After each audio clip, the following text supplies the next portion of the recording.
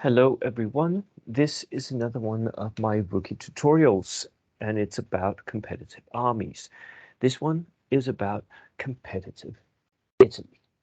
I will share my screen, we will go and see what I think about Italians. And let me just start by saying, I do not play Italy in bold action. Not at all.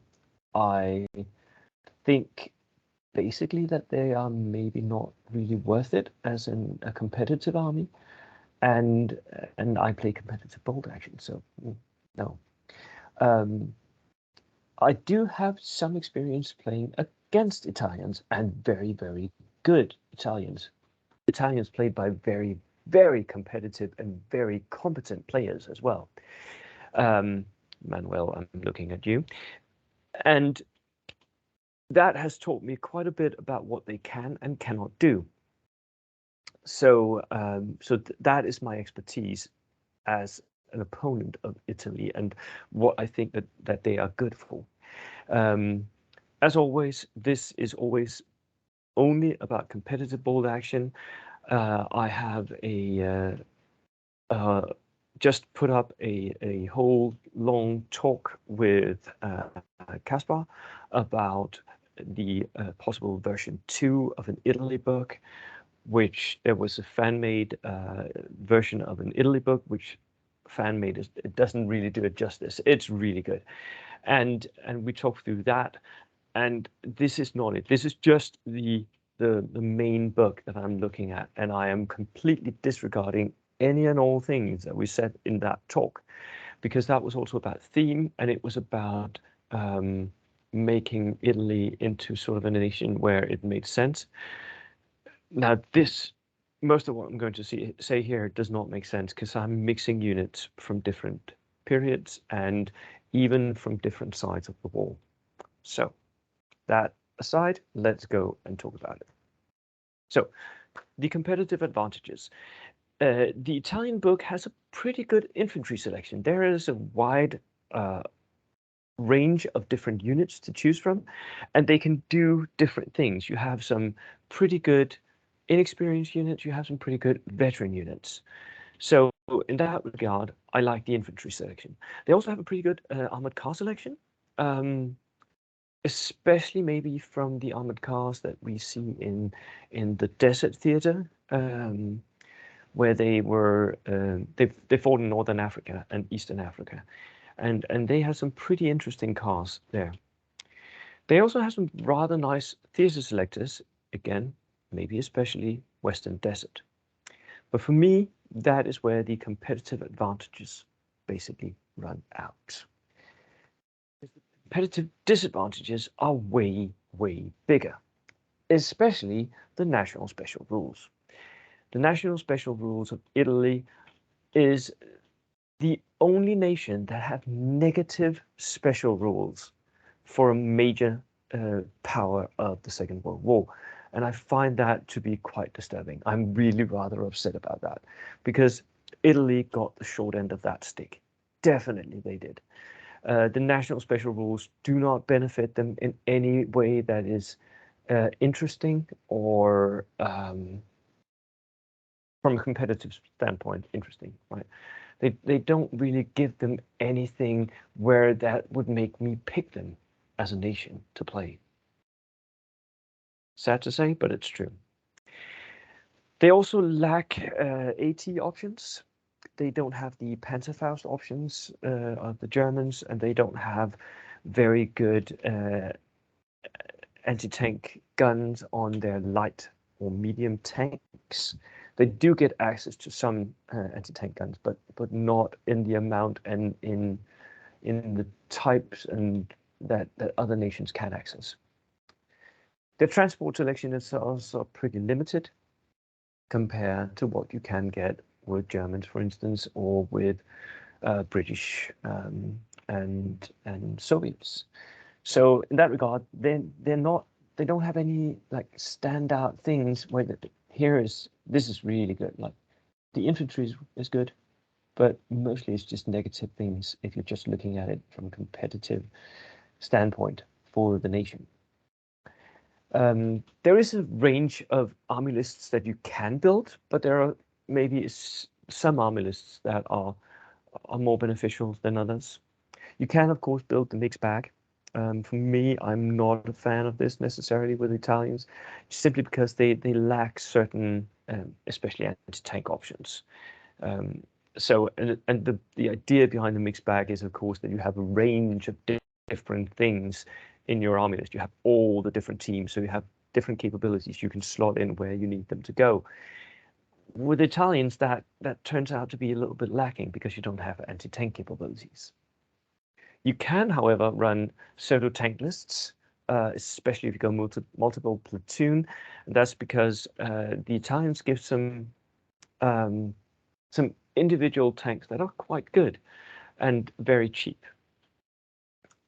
Of course, the armor of the Italian tanks is frankly crap. It's comparable to Japanese armor.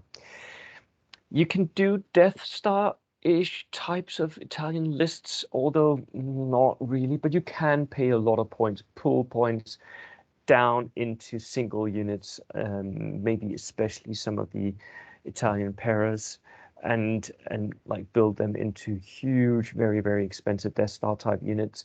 I don't think you should. You can also build horde armies. I've seen this done really fairly successfully. So I think that is a way to go with Italians. And you can sort of build assault armies, but the access to submachine guns and special rules that benefit those is what is lacking a bit in Italian armies. Of course, you can build recce armies, which is especially true in Italian theater platoons. You can get some very nice theater platoons for the Western Desert theater, where the Italians can get recce on their vehicles, and you can even get some where they can drive through rough ground. That is so much fun. You can also build cavalry lists, although Italian cavalry is not especially good at anything, but you can build cavalry lists. And it would be very thematic to do so. The Italians had cavalry, and they had cavalry charges using sabers as well. So both on the Eastern Front and I think in the Balkans as well. And of course, you can build barbecue lists, although other nations do this better. The standout units for me is the inexperienced infantry, because you can buy the combination of green and shirkers. That combination makes them very, very cheap, so they become very cheap order dice, or you can very affordably buy them into horde-size units, these inexperienced shirkers. So they are pretty good. It's also a little bit of a standout unit for me that you can buy inexperienced cavalry. I don't know how I would use this yet, but you can buy it, and it's one of the only places you can.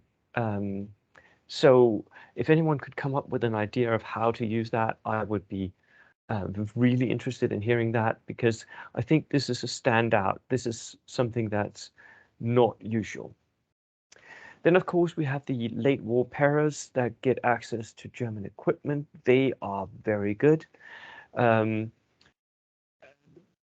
Basically, they're the best veteran type infantry unit that you have in the Italian book, with the possible exception of the next unit, which is the Guastatori destruction group. I would never buy the Guastatori support group, which can have both a light mortar and an LMG, simply because they are overcosted. LMGs, there's no reason to take that, and the light mortar, it shoots at a different range than the LMG, so I don't see any reason to do that. But a Guastatori destruction group can take 2 flamethrowers. Yes, 2. That is extremely powerful. Then you have the Arditi Saboteur section, which is, I can't remember if it's actually allowed in all generic enforced platoons or how it works, but it does have that ability to drop down bombs and has interesting special rules. I really like that one as well. Vehicle-wise, I think the Sahariana is a good choice. It is sort of an overgunned truck, like the long-range desert group trucks. So a lot of machine guns, and that is pretty good. And you can outfit it in many different ways, which again makes it very customizable. So if you're buying this Sarah Harriana model, I would magnetize them simply because they have so many options. You can sort of change them up from list to list. And then, of course, the M15/42 needs to be noted. It is a Dhaka Steward-ish. It's a little bit more expensive, but it's also a little bit better because it's not vulnerable. It has a comparable amount of machine gun shots, so it is the Axis version of a Dhaka Steward. It is a must in my view. That tank is really, really necessary if you want to be able to compete with the Dhaka Stewards. Although I do know that there are other people who think that there are other choices, tanks, cheap choices that you can go with. I think for me, the M15 is the standout one. That was it for me with Italy. I do hope that they pretty soon change up the Italian book, or they give them some other national special rule options, because as it stands right now, Italy is still not a nation that for me is interesting enough that I would want to run them competitively. However, if we're talking about run them just for the joy of the miniatures, Italy is a really good nation because they have some really pretty colors. And you get tired of painting brown or green, right, or Feldgrau. So, right, that was my talk about Italians. Cheers, everyone.